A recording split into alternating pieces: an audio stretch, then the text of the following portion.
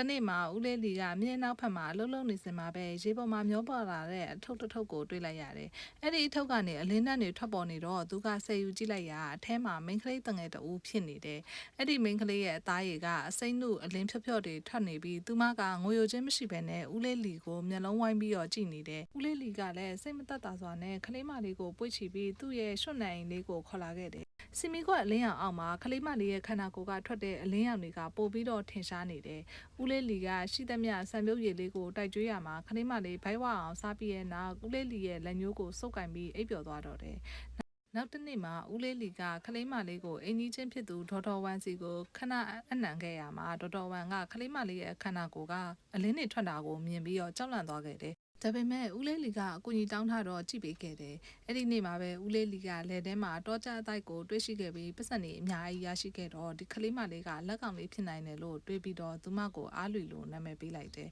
။အားလွေကတဖြည်းဖြည်းကြီးပြင်းလာပြီးထူးခြားတဲ့အရေးချင်းတွေရှိလာတယ်။သူမကခိကလေးတွေကိုကြည့်ပြီးစကားပြောတတ်သလိုငှက်ကလေးတွေနဲ့လည်းဆက်သွယ်တတ်တယ်။ရွာသားချို့ကလည်းသူမကတခြားလူတွေနဲ့မတူပဲထူးဆန်းနေတော့ရှောင်ကျင်ကြပေမဲ့လည်းဦးလေးလီက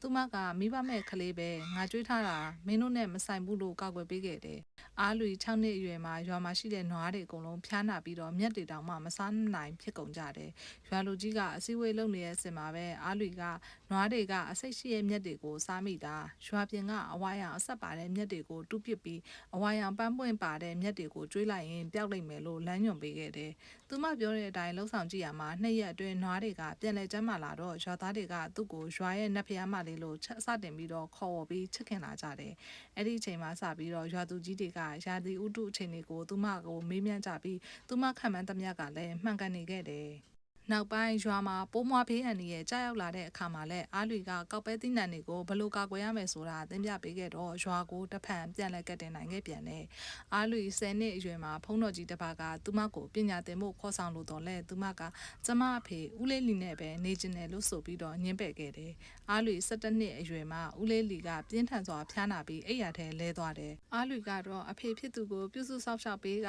စေးတိုက်အစာကျွေးတွေကိုလည်းလှုပ်ဆောင်ပေးခဲ့တယ်။ဦးလေးလီကတေကန်ဒီချိန်မှာပဲအားလူရဲ့လက်ကိုစုပ်ကန်ကသမီးလေးဘသူတွေဘလို့ပဲပြောပြောစိတ်ထားကောင်းတာကိုပဲလက်ကင်ထားပါအဖေသမီးကိုကောက်ယူကျွေးမွေးခဲ့တာသမီးလေးကိုကအလင်းထွက်လို့မဟုတ်ပါဘူးသမီးပြုံးလိုက်ရင်အဖေစိတ်ချမ်းသာလို့ပါလူတယောက်ဟာတခြားလူနဲ့မတူတကြားကိုရှက်เสียမဟုတ်ပါဘူးစိတ်ထားမကောင်းတာမှရှက်เสียပါ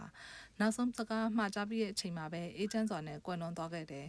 အားလူကတော့အဖေဖြစ်သူရဲ့လေယာမြေများကိုစက်ခံပြီးသူမသိတဲ့စိတ်ဖက်ဝင်အကြောင်းများကိုလည်းရွာသားတွေကိုတင် जा ပေးခဲ့တယ်။သူမကရွာသားတွေကိုနွားတွေအတွက်အမြဲအဆင်ပြေစေဖို့အတွက်ဝါရောင်ပန်းမင်တွေကိုလည်းစိုက်ပျိုးပေးခဲ့သေးတယ်။နှစ်ပေါင်းများစွာကြာပြီးတဲ့နောက်မှာအားလူကရွာသူကြီးဖြစ်လာခဲ့တယ်။သူမကကလေးငယ်တွေကိုအမြဲတမ်းပုံမြင်ပြပြလေးရှိပြီးပုံမြင်အဆုံးတိုင်းမှာလည်းအဖေဖြစ်သူမှားကြခဲ့တဲ့အတိုင်းစိတ်ထားကောင်းခြင်းကဘာမဆိုအရေးကြီးတယ်တခြားသူတွေနဲ့မတူတာကကြောက်စရာမဟုတ်ပါဘူးတခြားသူတွေကိုကူညီတတ်တာမှတကယ်တန်မိုးရှိတာလို့ဆုံးမလေးရှိတယ်ဒီလိုကျင်နာတတ်တဲ့စိတ်ထားလေးတွေကိုတခြားလူတွေစီကိုလည်းမျှဝေပေးလိုက်ပါဦး